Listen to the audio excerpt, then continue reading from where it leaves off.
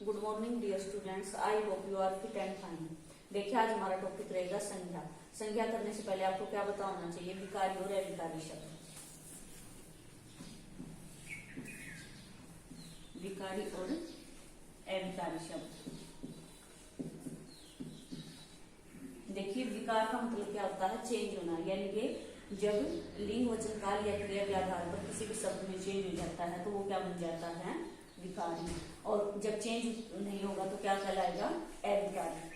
देखिए एग्जाम्पल के थ्रू हम समझते हैं। जैसे मैंने यहाँ पे लिखा लड़का।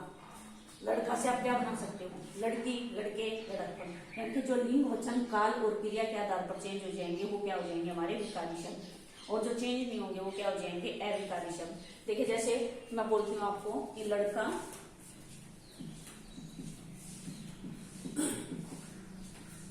स्कूल जाता है।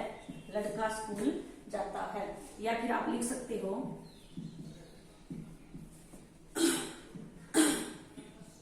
लड़के स्कूल जाते हैं, या फिर लड़की स्कूल जाती है। इस तरह से आप क्या कर सकते हो? लड़का को लिंग वचन काल या क्रिया के आधार पर चेंज कर सकते हो। लड़का, लड़की, लड़के, लड़कपन। अब मैंने यहाँ पे लिखा है विकारी में हमेशा। वह हमेशा मंदिर जाती है। वह हमेशा मंदिर जाती है। अब आप लिख सकते हो हमेशा का हमेशा ही, या फिर हमेशे। ऐसा कुछ लिंग वचन काल क्रिया के आधार पर चेंज कर सकते हो? नहीं कर सकते। तो क्या हो जाएगा? जो भी शब्द लिंग वचन काल या क्रिया के आधार पर चेंज नहीं होंगे वो सब क्या हो जाएंगे? अविकारी। देखिए जैसे मैंने यहाँ पे लिखा देव, कर सकते हो आप चेंज। बाहर, भीतर, क्या हो सकता है चेंज? कहने का अभिप्राय क्या है कि विकारी जो शब्द होते हैं वो लिंग वचन काल या क्रिया के आधार पर चेंज होते हैं, और अविकारी शब्द वो चेंज नहीं होते। अब देखिए विकारी शब्द कौन कौन से होते हैं? संज्ञा, सर्वनाम,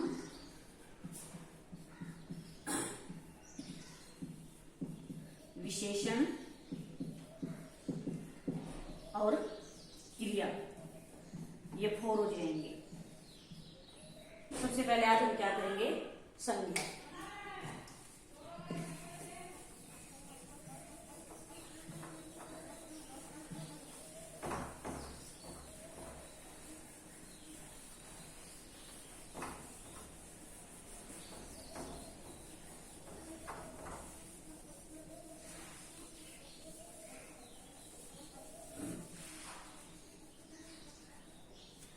सबसे पहले आपको संज्ञा की डेफिनेशन पता होनी चाहिए। संज्ञा मीन्स क्या होता है? नाम। क्या होता है संज्ञा मीन्स? नाम या फिर परिचय। यानी कि जो किसी भी वस्तु, स्थान, भाव आदि का क्या देता है? परिचय देता है। हर वो चीज जिसका आप परिचय दे सकते हो वो क्या हो जाती है? आपकी संज्ञा। अब देखिए मेरे हाथ में क्या है? मार्कर। तो मैंने इसका परिचय दिया। क्या है ये? मार्कर। या फिर क्या है? एक चीज का नाम। आपके सामने क्या है? White board. आपकी सराउंडिंग में जितनी भी चीजें होती है जिसका परिचय देते हो या फिर किसी भी चीज का नाम, वो सब क्या हो जाएंगे? हमारी संज्ञा। देखिए सबसे पहले आपको क्या पता होना चाहिए कि एग्जाम्स में पूछ लिया जाता है टाइप्स। रचना, बनावट, उत्पत्ति। रचना, बनावट, उत्पत्ति या फिर मुख्य भेद। अगर ये सब आपसे पूछ लिया जाए तो क्या बताओगे आप? 3 टाइप्स। अगर आपसे पूछ लिया जाए रचना के आधार पर, या फिर बनावट के आधार पर, या फिर उत्पत्ति के आधार पर, या फिर मुख्य भेद, तो कितने होंगे? 3। कौन कौन से? व्यक्तिवाचक,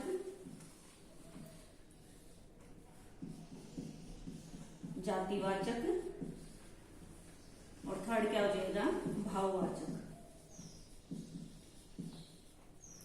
भाववाचक। उसके बाद देखिए अगर आपसे पूछा जाए अर्थ, प्रयोग, या फिर आधुनिक विभाजन, या फिर आधुनिक विभाजन के आधार पर कितने टाइप्स होते हैं? तो कितने होते हैं?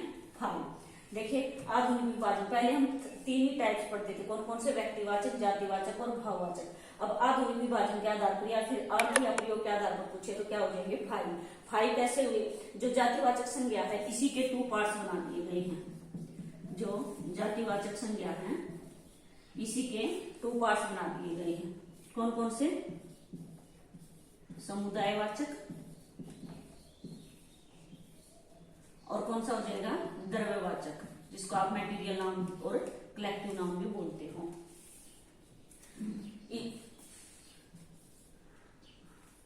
अगर आपसे पूछा जाए अर्थ प्रयोग या आधुनिक विभाजन के आधार पर तो आप क्या कहोगे? 5 प्रकार। कौन कौन से? व्यक्तिवाचक, जातिवाचक, भाववाचक। और 2 कौन से इंक्लूड हो गए हैं? समुदायवाचक और द्रव्यवाचक। अगर आपसे पूछा जाए रचना, बनावट या उत्पत्ति के आधार पर क्या रहेंगे? 3 टाइप्स। अगर आपसे पूछ लिया जाए व्युत्पत्ति के आधार पर,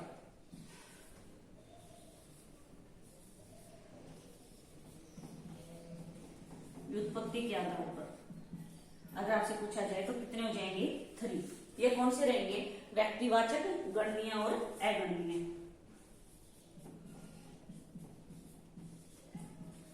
व्यक्तिवाचक, एक क्या हो जाएगा? गणनीय, और थर्ड क्या हो जाएगा? अगणनीय। गणनीय और अगणनीय से आप क्या समझते हो? जिसको आप गिन सकते हो, अगणनीय जिसको आप गिन नहीं सकते, सिर्फ नाप तोल सकते हो। देखिए हमने यहाँ पे क्या किया है? टाइप्स किया है। अगर आपसे रचना, बनावट, उत्पत्ति या मुख्य रूप से पूछा जाए तो क्या बताओगे? 3। अगर आपसे अर्थ प्रयोग या आधुनिक विभाजन के आधार पर पूछा जाए तो क्या बताओगे? 5। 2 इसमें क्या इंक्लूड हुए? जातिवाचक के 2 पार्ट्स बना दिए गए हैं, समुदायवाचक और द्रव्यवाचक। अगर आपसे व्युत्पत्ति के आधार पर पूछा जाए तो क्या बताओगे? 3 टाइप्स। कौन कौन से? व्यक्तिवाचक, गणनीय और अगणनीय।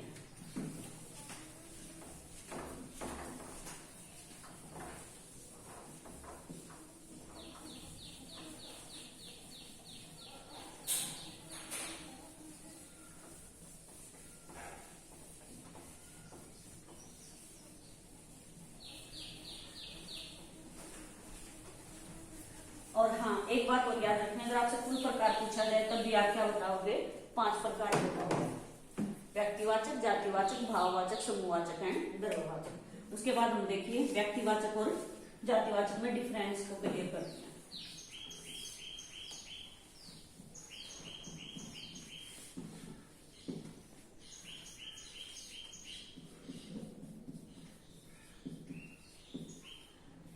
व्यक्तिवाचक संज्ञा कौन सी होती है? जो एक स्पेसिफिक नेम होता है, एक पर्टिकुलर चीज का नेम। जातिवाचक क्या हो जाएगी? कोई भी कॉमन चीज। देखिए कैसे? जैसे मैंने यहां पे लिखा लड़का।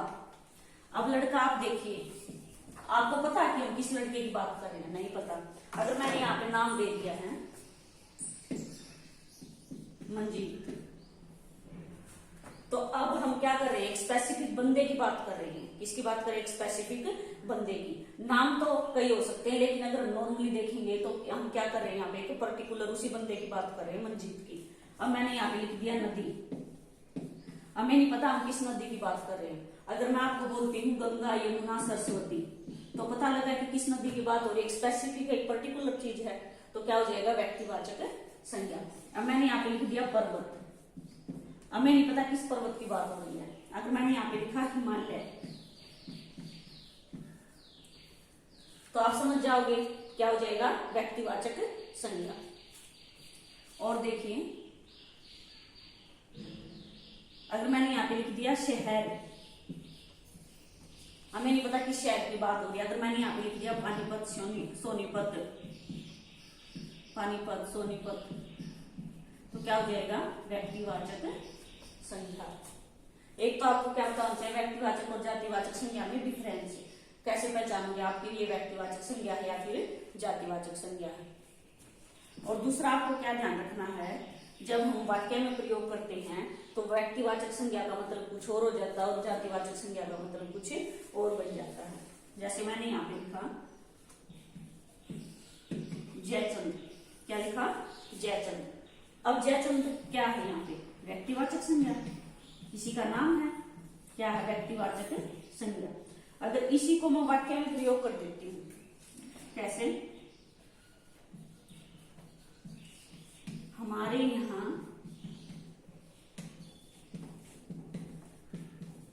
जयचंदों की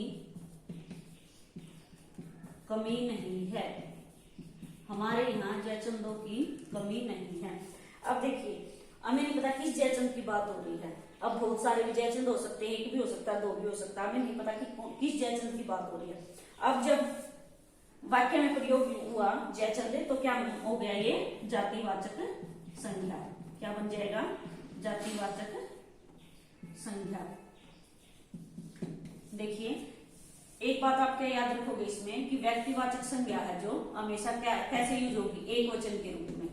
कैसे यूज होगी, एक वचन के रूप में यूज होगी। और जातिवाचक संज्ञा एक वचन और बहुवचन, यानी कि एक वचन से बहुवचन हम बना सकते हैं और व्यक्तिवाचक का हम बहुवचन नहीं बना सकते। अगर हम व्यक्तिवाचक संज्ञा का बहुवचन बनाएंगे तो क्या बन जाएगी, वो जातिवाचक संज्ञा बन जाएगी। देखिए,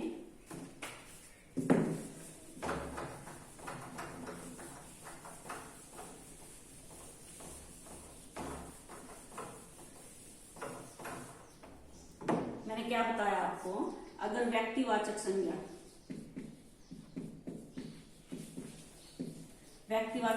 जो क्या होती है, हमेशा एक वचन रहती है।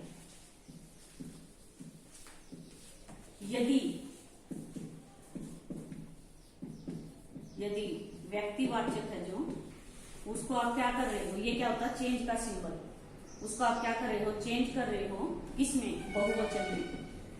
आप उसको चेंज कर रहे हो बहुवचन में, तो वो क्या बन जाएगी, जातिवाचक संज्ञा बन जाएगी। क्या बन जाएगी, जातिवाचक संज्ञा। क्या बन जाएगी, जातिवाचक संज्ञा। अब देखिए, अगर मान लीजिए, और क्या बताया मैंने, जो जातिवाचक संज्ञा उसका आप बहुवचन बना सकते हो। जातिवाचक संज्ञा का क्या बना सकते हो आप, बहुवचन। क्या बना सकते हो, बहुवचन। क्लियर। जैसे मैंने एग्जाम्पल से आपको क्या बताया है कि जयचंद क्या है, व्यक्तिवाचक। जब इसको वाक्य में आपने यूज कर दिया, या फिर इसकी जब प्लूरल फॉर्म होगी, बहुवचन इसका बनाया जाएगा व्यक्तिवाचक संज्ञा का, तो क्या बन जाएगा, वो जातिवाचक संज्ञा। देखिए, व्यक्तिवाचक और जातिवाचक को एक एग्जाम्पल से और समझते हैं।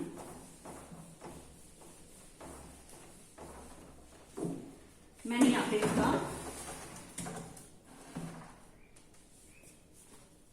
सॉरी भाई, मैंने यहाँ पे लिखा गांधी, महात्मा गांधी। अब देखिए, गांधी क्या है यहाँ पे, गांधी कोई भी हो सकता है।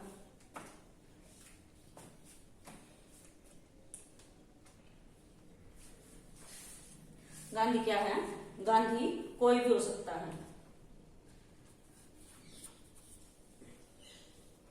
तो क्या बन जाएगी, ये जातिवाचक संज्ञा। क्या बन जाएगी, जातिवाचक संज्ञा, क्योंकि एक सरनेम, हमें नहीं पता किस गांधी की बात हम कर रहे हैं।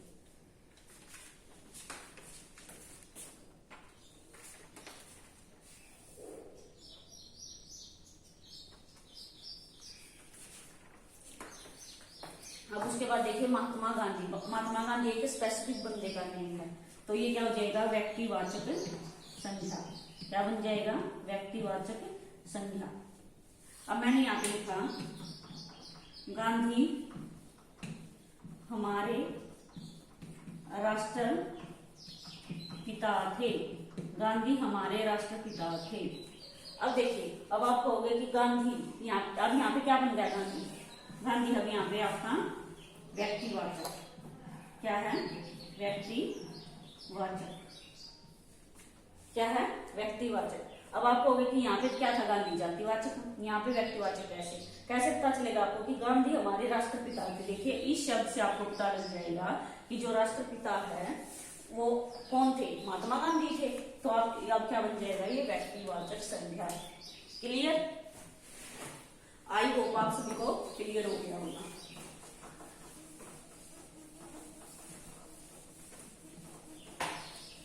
आप साथ के साथ नोट्स बनाते रहिए।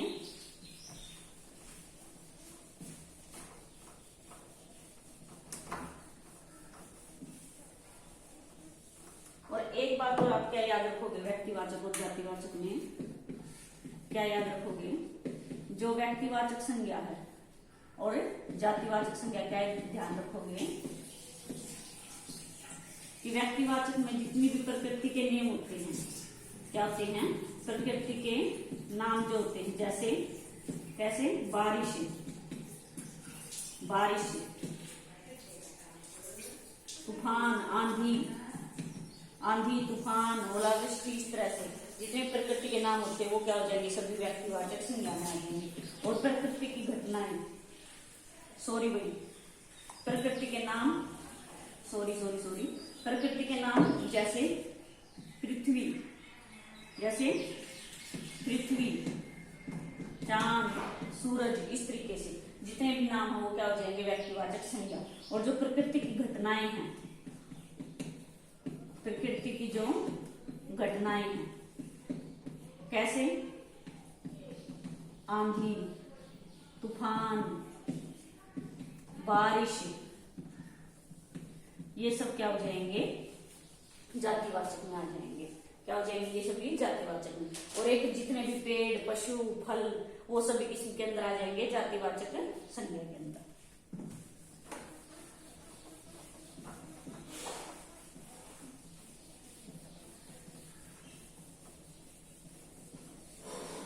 अब देखिए, अब हम यहाँ पे क्या करेंगे, भाववाचक संज्ञा। भाववाचक संज्ञा, भाववाचक से आप क्या समझते हो, भाव जिसको सिर्फ आप फील कर सकते हो, यानी कि आप महसूस कर सकते हो। फॉर एग्जाम्पल, जैसे आशा, निराशा, प्रेम, सुंदरता, जिसको आप सिर्फ क्या करोगे, महसूस करोगे। सुंदरता आप ना टच कर सकते हो, ना आपको दिखाई देती है, सिर्फ आप क्या की जाती है, महसूस की जाती है। बुढ़ापा, बचपन, वो सारे शब्द जिसका क्या होता है, सिर्फ आप जिन शब्दों को सिर्फ आप फील करते हो, वो सारे क्या हो जाएंगे, भाववाचक संज्ञा में आ जाएंगे। कैसे, देखिए मैंने यहाँ पे लिखा प्रेम। प्रेम क्या है, भाववाचक संज्ञा।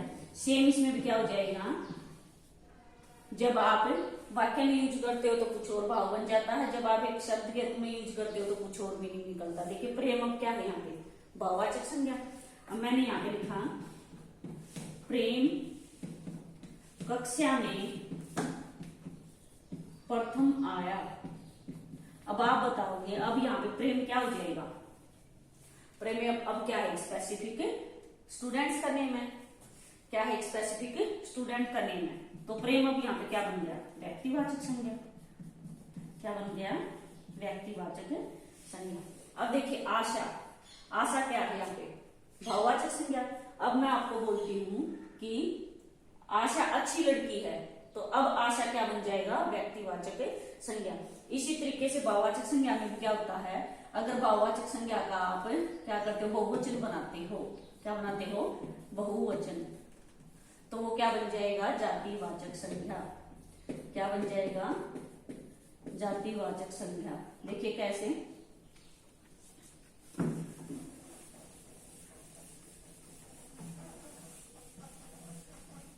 मैंने यहाँ पे लिखा अच्छा।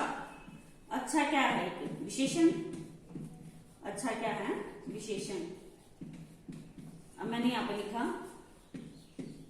अच्छाई। क्या लिखा, अच्छाई। ये क्या बन गया, भाववाचक संज्ञा। क्या बन जाएगा, भाववाचक संज्ञा। मैंने यहाँ पे लिखा अच्छाइयां।